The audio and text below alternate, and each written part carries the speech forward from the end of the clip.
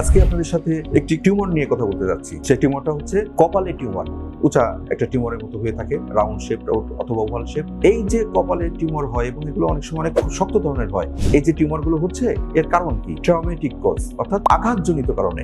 আবার অনেক সময় এটা এরকমও দেখেছি যে বংশগতভাবে জেনেটিক্যালি এটা এরকম কপালে এ ধরনের টিউমার হতে পারে। তবে বেশিরভাগ ক্ষেত্রে আঘাতজনিত কারণে এই কপালে এ ধরনের টিউমার হয়ে থাকে। এখন এই টিউমারগুলো আসলে কেমন হয়? এই টিউমারগুলো দেখতে গোলাকার, ওভাল শেপড, গোলাকার। যদি আমরা হাত দিয়ে দেখি এগুলো বেশ শক্ত বনি টিউমার বলে আর কি। তবে এগুলো বিনাইন বলা হয়, মানে নির্দোষ, নন ক্যান্সারাস, অর্থাৎ এগুলো থেকে কোনো ক্যান্সার হয় না, এই একটা ব্যাপার। স্লো গ্রোয়িং, অর্থাৎ এগুলো ধীরে ধীরে বাড়ে। এগুলোর ক্ষেত্রে অনেক সময় ব্যথা থাকে অথবা ব্যথা নাও থাকতে পারে। সাধারণত একটাই হয়ে থাকে কপালের দুপাশে অথবা কপালের মাঝখানে, এবং আমাদের আইব্রো এবং আমাদের চুলের যে হেয়ার লাইন রয়েছে তার মাঝামাঝি পর্যায়ে এগুলো হয়ে থাকে। এইগুলো হলো মূলত এইগুলো প্রকৃতি বা নেচার।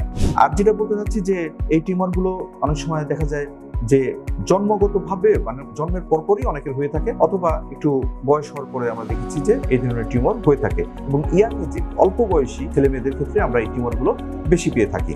এইগুলো মূলত এগুলোর কারণ। এখন এগুলো যদি হয় তাহলে কি ধরনের কমপ্লিকেশনস হতে পারে? অনেক সময় দেখা যাচ্ছে যে কপালে যেখানে টিউমার হয় সেই টিউমারের আশেপাশে কিন্তু ব্যথা করতে পারে, একটা প্রেশারের কারণে ব্যথা করতে পারে, মাথা ব্যথা করে, সাইনোসাইটিসের সমস্যা হয়, কারো কারো দেখা যাচ্ছে যে কানের সমস্যা হয়, কারো কারো চোখের সমস্যা হয়। মানে এই টিউমারটা থাকার কারণে ব্যথা, চোখের সমস্যা, কানের সমস্যা, সাইনোসাইটিসের সমস্যা, এবং সবচেয়ে যেটা দৃষ্টিকটু ব্যাপার হয় সেটা হচ্ছে যে এগুলো যদি সাইজে বড় হয়ে যায় তাহলে কসমেটিক কনসার্ন একটা কথা রয়েছে, অর্থাৎ সে কিন্তু নিজেকে স্বাভাবিকভাবেই একটা সৌন্দর্যের যে ব্যাপারটা রয়েছে এটা সৌন্দর্যের হানি হয়। অর্থাৎ একজন মানুষের কপালে যদি সবসময় একটা টিউমারের মতো থাকে তাহলে স্বাভাবিকভাবে তার যে একটা পার্সোনালিটি বা তার যে একটা স্বাভাবিক যে একটা কনফিডেন্স এটা কিন্তু নষ্ট হয়ে যায়। এইগুলো মূলত কারণ বা লক্ষণ বা সামগ্রিকভাবে আমরা এগুলো পেয়ে থাকি। এখন হোমিওপ্যাথিতে এ ধরনের টিউমারের ক্ষেত্রে কি হতে পারে? এই ধরনের কপালের শক্ত টিউমারের ক্ষেত্রে হোমিওপ্যাথিতে যথেষ্ট ভালো চিকিৎসা রয়েছে। তাহলে আজকে এই পর্যন্তই।